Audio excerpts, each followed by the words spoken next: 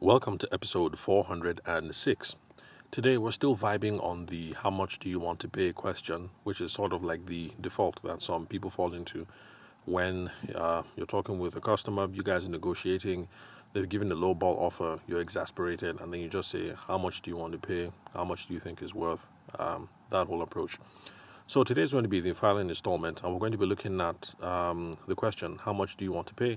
And consider whether you can use this tactic for loyal customers, for regular clients, long-term customers.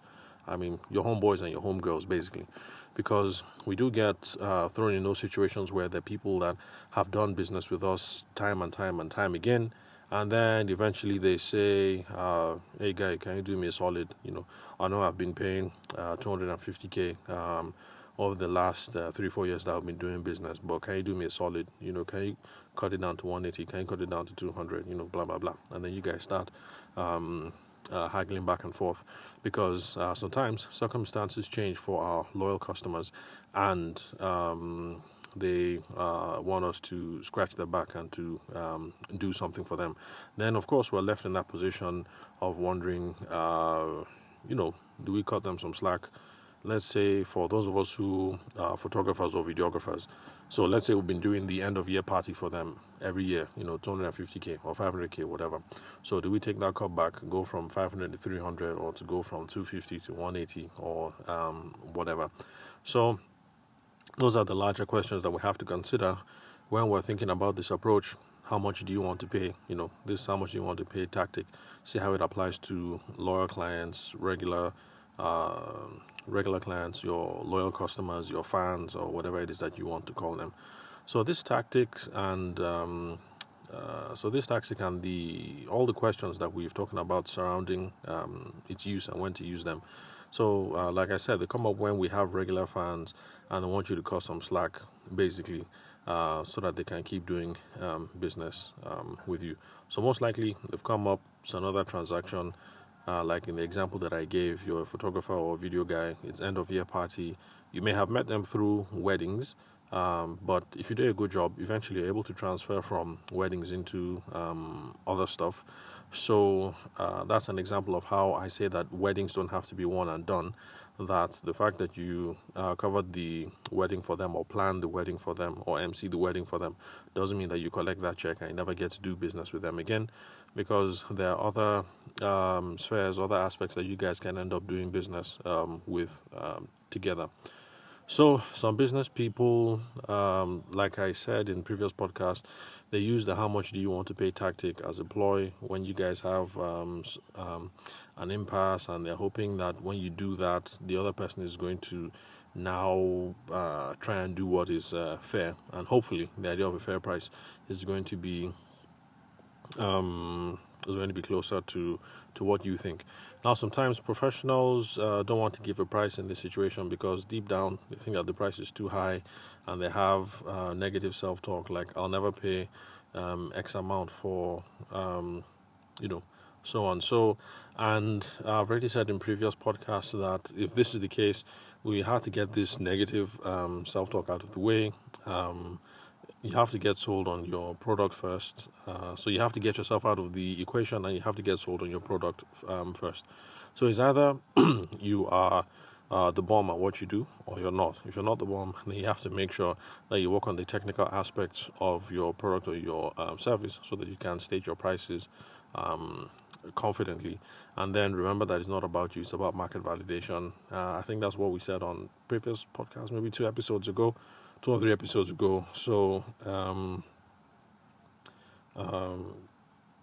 so remove yourself from the equation. Basically, it's about market validation. So it doesn't matter if you would never pay 250k or 500k to have someone cover your end of year party. It's about whether there is a market for it, and people do pay for things like that.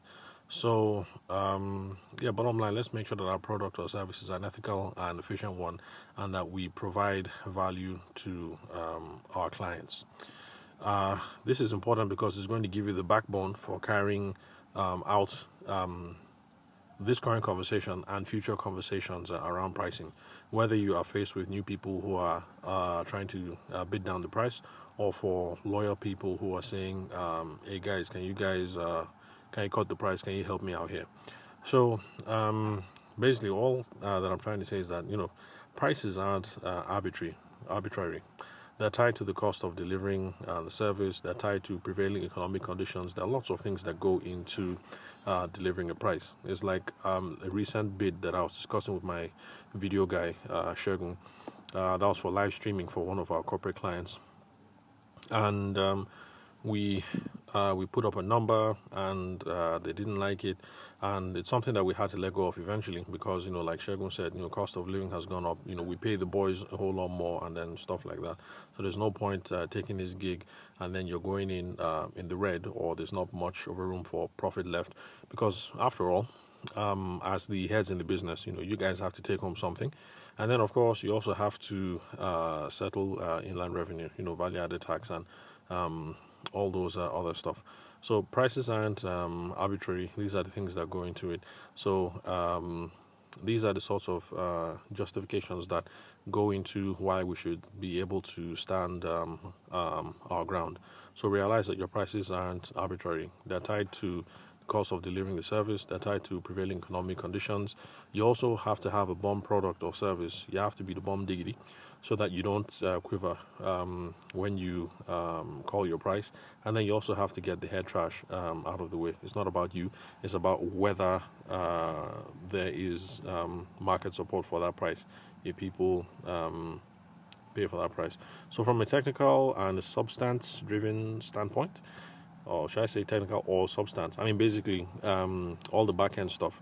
So if you're a photographer, when I say a technical standpoint or a substance-driven standpoint, I mean photo framing, composition, editing, blah, blah, blah, all that stuff. And by extension, I'm sure you guys can, the rest of you guys can relate, or rather can understand how that applies to your businesses.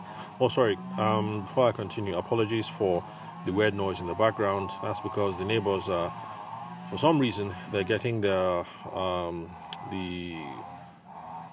what will I say? Should I call it a garden? They're mowing their garden. I don't know why they pick this time in the evening when everybody is home with their families, and they're just causing quite a storm. So anyway, so that's what that buzzing is in the background. So don't worry, I haven't gone into a period of extended farting or anything like that. So where was I? Gosh, I've lost my train of thought. Okay, so we were talking about customers. That's loyal customers, and then they still want you to. I can't remember what my train of thought was. So anyway, let me just go ahead and go in a new direction. So basically, if they ask this, they've asked this of you. So it now boils down to whether you're going to stand firm and risk losing the business, to say, hey, Okechukwu, or hey, Kemi, I'm sorry, we can't make any concessions, and then they take their business elsewhere, or you make some concessions to them. Now, if you must make a concession, instead of leaving it up to them to dictate the price, that is where that whole how much will you pay thing comes up. So instead of leaving it up to them, how about you just grandfather them in? You just let them in. You can tell them that, hey, you know what, this is all we can do for you. Yes, it's been 250 up to now, but you know how things are with the Buhari economy, so let's just leave it like this. I know things are rough on your own end, so let's just keep it at this 250. What we'll do is we'll keep the price freeze for the next 2 years. I'm not saying that you should do it for 2 years. I mean, whatever, you have a chat with your business partners and whatever it is that feels comfortable to you. But the whole thing with grandfathering people into a deal basically is that you give them favorable condition, and then you lock it to a certain time frame. So in this case, random, let's just say 2 years, and then you also limit it to a certain order size. So you say, okay, no problem, we'll leave it at that 250 for the next 2 years, but so long as you keep doing end of year party and the Easter party and the Christmas party, or the whatever party with us. The idea is that you're going to give them that favorable price, and we want to keep the order at a certain level that maintains that you're being profitable. So that's it basically. So you just put a price freeze, grandfather them in, limit it to an order size, and then limit it to what else? Okay, yeah. time and then the order size, basically. And then you also make it plain to them that this is not going to apply to new accounts or to referrals that come through them. So you say, hey Kemi, so yeah, this is what we're going to do for you, but please know that, when you talk about us to other people, because you've been referring business to us, and we really appreciate that. When you refer us to other people, just know that this price is between us and you, so it doesn't apply to anybody else that you are referring. So whoever it is that you refer, we are going to charge them at that 300k mark or that 500k mark or whatever it is that was the normal price. So those are the restrictions that you put on it. So these sorts of approaches would give you some time to figure out what to do with this reliable customer of yours, because this will guarantee you their business for a little while longer, and then you and your business partner have some time to think about what you're going to do overall, what kind of future concessions that you want to make for them, or whether things are so harsh that it's time to walk away from the deal. So remember, wrapping up on this question, the how much do you want to pay tactic is a blunder, because when it works, the potential customer gives a price that is well above market value. They end up feeling cheated because they will find out. If they give something that they think is fair but ends up being more than market value, they'll now feel like you're a fraud or that you cheated them, and you won't look like a trusted business partner in the future. And then if they give a figure that is below market price and you are desperate, because sometimes we're in a pinch, school fees are coming up, or maybe you're now getting letters from Inland Revenue and you just need some change, any change so that you can make school fees or pay, your AMAC levies. I mean, for those of us in Abuja, pay your AMAC levies and pay your value-added tax, and then, make all those remittances. So if you give into that, that's going to be the beginning of a very difficult situation, because they're going to put the squeeze on you, seeing that you're desperate for the cheap price, and then they're going to end up being a very difficult partner to work with, difficult customer to work with, especially if what they're concerned about, if they're only focused on the bargain and they're not bothered about having a trusted friend in the market.